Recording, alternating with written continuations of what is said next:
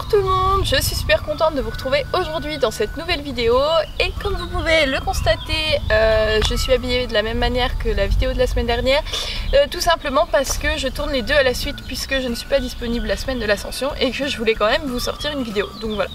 Attention, j'essaye d'être une youtubeuse un peu pro, bon, c'est pas tout à fait ça, mais j'y travaille. Et aujourd'hui je voulais vous parler d'un sujet qui m'a été un petit peu demandé suite à ma vidéo que j'avais fait sur ma selle barefoot.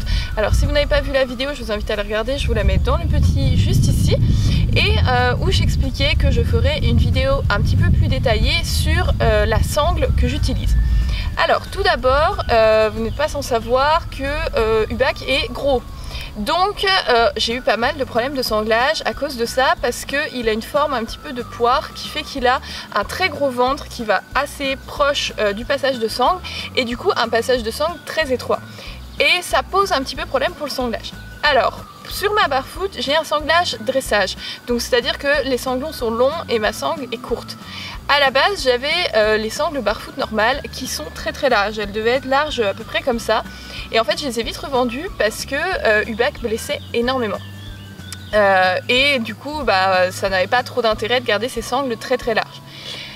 Par la suite j'ai acheté les sangles pour bardette qu'on peut trouver à Decathlon qui devaient être en tout cas à l'époque à une dizaine d'euros. Je crois qu'elles sont un petit peu plus chères aujourd'hui, mais enfin c'est pas des sangles très chères, avec des sanglages courts, c'était très bien, ça allait très bien à Hubac, sauf en période de mue, en particulier au printemps où encore une fois il blessait énormément.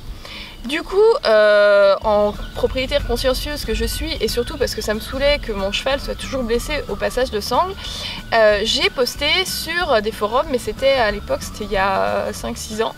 Du coup, c'était les forums style cheval annonce, et on m'avait conseillé de mettre un fourreau de sangle en mouton. Donc j'avais choisi un fourreau super cher, Mathès, trop bien et tout. C'était mieux, mais c'était pas encore ça. Hubac blessait encore pas mal à la sangle. Et en fait, à force de parler aussi sur des groupes de barefoot, beaucoup de gens m'ont fait remarquer que ma selle était assez avancée sur Hubac parce que ma sangle était vraiment collée à ses pattes avant, mais vraiment collée, et c'est pour ça qu'il blessait. Et du coup, ça faisait que ça tirait ma selle vers l'avant et ça la mettait un petit peu trop sur les épaules. Le gros problème pour moi, celle qui ne va pas à mon cheval, il blesse au passage de sangle, enfin je me suis dit qu'est-ce qu'il faut faire. J'arrivais pas à le sceller forcément avec une selle classique et là je me suis retrouvée voilà, un petit peu bête. Du coup j'ai une amie qui m'a parlé des sangles dites déportées. Et en fait, j'ai du coup acheté une qu'elle me conseillait mais qui était pas trop chère, qui était vraiment une moyenne gamme on va dire. C'est celle-ci. Donc en fait le principe des sangles déportées, comme vous pouvez voir, ici ça fait un creux, ici ça fait un creux, et du coup vous les mettez comme ça. Ici vous avez les pattes avant du cheval, ici vous avez son ventre, et en fait ça se met sur le passage de sangle et ça recule le passage de sangle. Ce qui est très bien pour un cheval rond comme Hubac. Sauf que boulette que je suis, je l'avais prise à peine courte, surtout que la période où Hubac blesse le plus c'est quand il est plus gros, et du coup elle lui était un peu courte et ça me posait un peu de problème parce qu'il continuait encore à blesser un peu. Alors je me suis dit soit c'est la sangle vraiment le problème ou la selle et j'arriverai jamais à trouver une solution, soit je prends la gamme au-dessus et je prends une taille plus haute pour que cette partie là soit vraiment au-dessus de la pointe de l'épaule et pas au-dessous comme elle l'était. Du coup cette sangle je l'ai gardée quand même parce que Baptiste l'utilise sur Dayla. On s'est dit que c'était pas si mal au final d'avoir une sangle déportée, ça permettait d'avoir un bon placement, que la selle n'avance pas trop. Pour Dayla ça lui correspond super bien, donc du coup voilà, recyclage, elle va pour Dayla.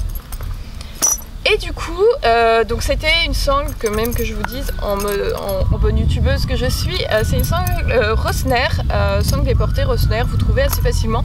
Je vous mettrai les liens en barre de description si jamais ça vous intéresse. Je pense que de la bonne taille, elle doit quand même bien convenir, hein.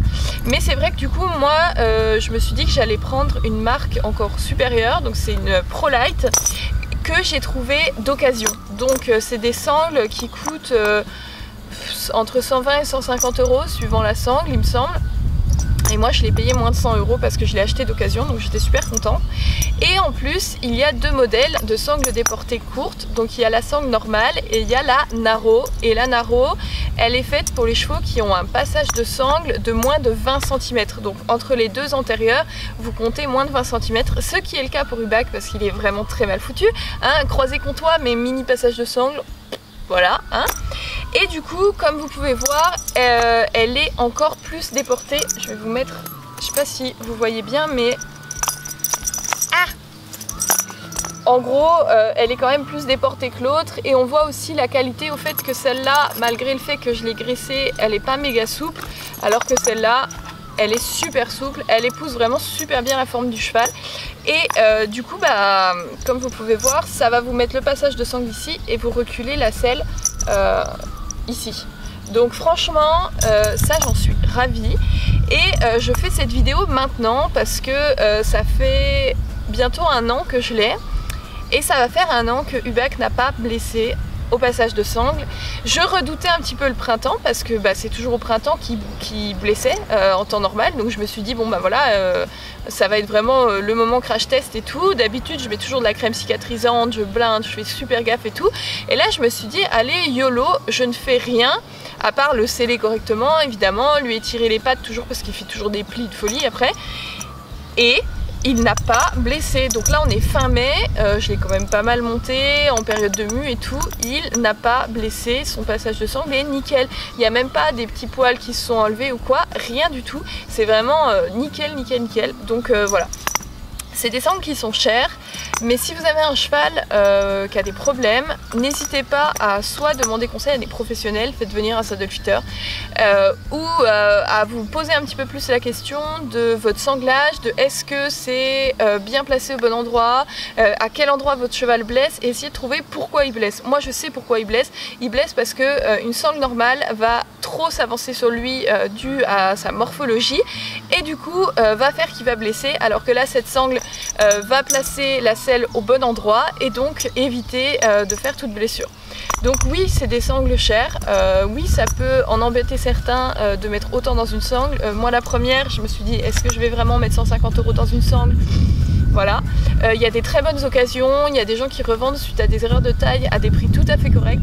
Donc franchement, si vous avez des problèmes et que vous avez un cheval avec une morphologie comme Hubac, bah, n'hésitez pas à vous renseigner. Et en plus j'avais trouvé des sites, je vais essayer de vous remettre en barre de description, où ils expliquaient comment on peut voir en faisant des mesures, en regardant par rapport à des photos des aplombs et tout, si notre selle et notre sangle surtout est bien adaptée à notre cheval. Donc voilà, j'espère que en tout cas ça pourra peut-être vous aider, vous donner des solutions ou vous donner envie d'appeler un saddle fitter, chose que j'aurais fini par faire si ça n'avait pas été la solution. J'espère que cette vidéo vous aura plu et aura été utile et que j'aurai pas trop blablaté n'importe comment parce que je pars assez vite en cacahuète, voilà.